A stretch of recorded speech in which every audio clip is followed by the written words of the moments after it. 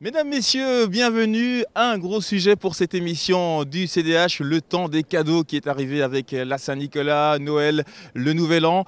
Tout d'abord, on espère bien sûr que Saint-Nicolas était généreux avec vous et vos enfants. Les cadeaux précisément, on va s'y intéresser avec ce stéréotype bien ancré, des jouets pour les filles, des jouets pour des garçons. Alors pourquoi? Analyse intéressante en compagnie d'une spécialiste responsable d'une ludothèque. Également l'avis en la matière de la ministre de l'Égalité des chances, Joëlle Milquet, qui en profite pour évoquer ses souhaits pour l'année 2010. Et qui dit fête de fin d'année, dit également bien souvent en fait des familles.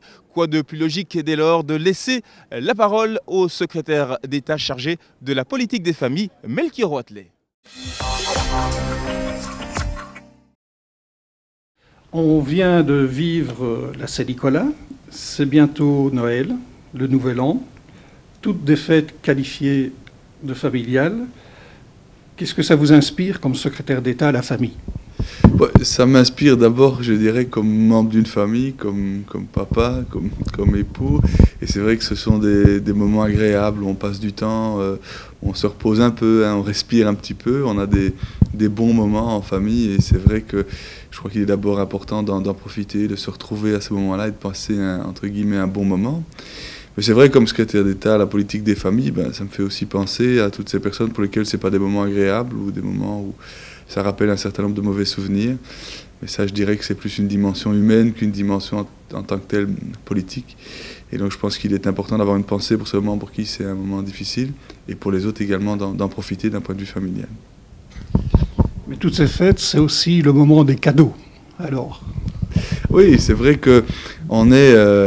un comme papa, là, plutôt, et deux comme je dirais, politiciens, terriblement interpellés. Quand on voit des campagnes de publicité qui arrivent de plus en plus tôt, qui sont de plus en plus agressives, qui incitent véritablement de plus en plus les parents à acheter, en incitant les parents, mais aussi les enfants, en ayant vraiment comme cible l'enfant qui n'a évidemment pas le discernement nécessaire pour avoir le recul, pour se dire à un moment, non, il vaut mieux pas que j'achète ça, ou il vaut mieux que je me concentre sur autre chose. C'est déjà pas facile quand on est parent.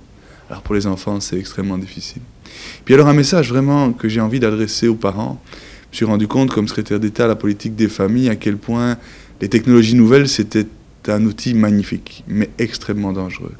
Et vraiment, dans les connexions Internet, dans l'ensemble des jeux électroniques, des informations qui peuvent venir par le biais électronique, essayez vraiment d'avoir un dialogue avec vos enfants, de faire en sorte de mettre, je dirais, les éléments nécessaires pour que l'ordinateur il soit mis dans une pièce où il y a du passage, par exemple. D'avoir des accès à Internet sécurisés, où on ne donne pas accès à tout type de site. Sur Internet, on peut vraiment trouver le meilleur comme le pire. Il est important de faire en sorte que Internet reste un outil positif, plutôt qu'un outil qui peut véritablement détruire les enfants. Et ça, je crois qu'on doit vraiment tout le temps y penser. On a reçu ces dernières semaines une multitude de catalogues, de jeux pour faire son choix pour les enfants. Est-ce que vous avez, vous aussi, cette impression que ces catalogues sont vraiment des vecteurs de reconduction des stéréotypes traditionnels? Oui, en effet, donc ils les entretiennent, que ce soit en mettant carrément filles, comme en séparant les jeux destinés aux filles et les jeux destinés aux garçons. Tout ce qui entoure les jouets eux-mêmes, la couleur, le marketing, les photos qui sont mises sur les jouets, et les marchands de jouets, les magasins de jouets, reproduisent la même ségrégation et la même classification dans leur catalogue. Qu'est-ce qu'on peut en déduire? Quelle est l'image de la fille que l'on donne dans ces catalogues?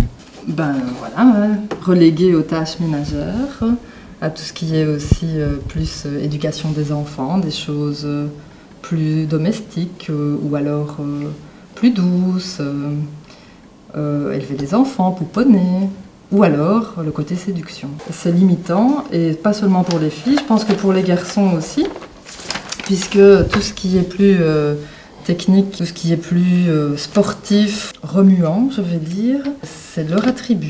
Pour un petit garçon qui n'a pas d'attrait, par exemple, pour les voitures qui vont vite, qui n'est pas attiré par ce qui représente une certaine puissance, une certaine domination, ça doit être difficile.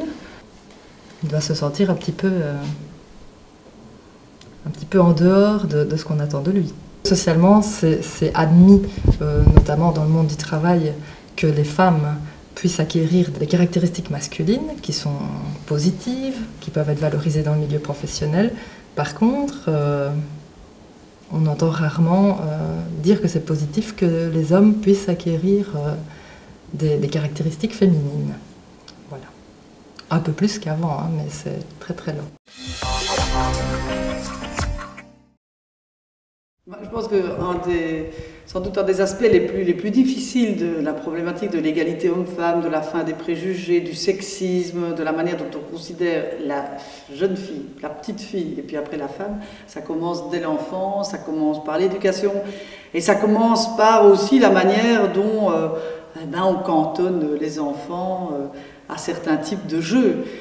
Maintenant, moi je remarque quand même, pour avoir 2 garçons, 2 filles, pour avoir essayé de faire les choses de manière égalitaire, en offrant parfois des jouets à contresens, mais que quoi qu'on fasse et quoi qu'il arrive, il y a quand même toujours un moment, une attirance de la petite fille vers certains types de jeux et une attirance du petit garçon vers certains types de jeux. Donc je pense qu'il y a des choses culturelles, il y a des choses qui sont imposées par la société, par les médias, de manière exagérée, et puis il y a des différences internes qui sont liées à notre nature et je pense qu'ils sont indépendantes à un moment de l'aspect culturel. Moi, par exemple, vous n'avez aucune fille fondamentalement, ou jeune fille ou adolescente, qui adore à ce point les jeux vidéo, autant elles adorent faire des chats, autant les jeux vraiment vidéo un peu agressifs des garçons, ça ne les intéresse absolument pas. Et quand elles vont sur Internet, c'est pour essentiellement le chat ou Facebook.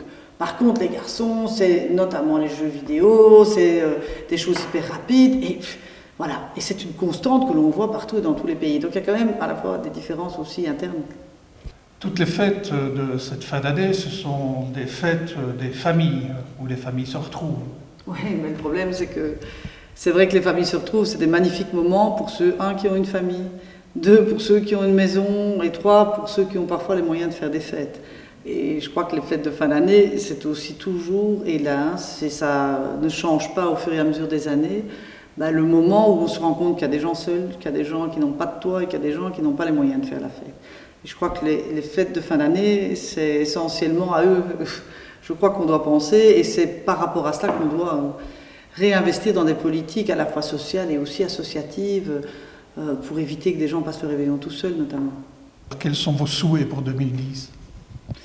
Moi, pour 2010, j'aimerais qu'on s'occupe autant de l'avenir de la planète que de ceux qui vivent sur cette planète. Parce que j'ai l'impression qu'à force de parler de la planète c'est fondamental et c'est essentiel, on oublie juste aussi de se pencher sur l'avenir, les défis, les problèmes des humains qui vivent sur cette planète et qui y vivront encore longtemps avec leurs enfants. Et cette thématique plus humaine de ce qu'il y a sur la planète, qui est, je pense, qui sont aussi intéressantes que celles relatives à la planète. Et je voudrais bien que ça revienne dans le champ politique et on va en tout cas faire en sorte de remettre, je pense, toutes les thématiques humaines du XXIe siècle au cœur des débats, parce qu'on est vraiment à la croisée des chemins de toutes les crises. Et il y a des défis énormes qui nous attendent, que ce soit les défis démographiques, d'allongement du temps de la vie, que ce soit l'évolution des familles, des valeurs, que ce soit les problématiques des flux migratoires à travers la planète, que ce soit... Voilà, l'avenir de nos sociétés humaines est aussi important que l'avenir de notre planète. Voilà donc un beau projet que le CDH entend relever. Il me reste à vous souhaiter au nom de l'ensemble du CDH de très bonnes fêtes, ainsi qu'à vous transmettre nos meilleurs vœux de bonheur et de réussite pour l'année 2010. En attendant, bien sûr, si vous souhaitez nous contacter, vous pouvez le faire via le site www.lecdh.be. À très bientôt.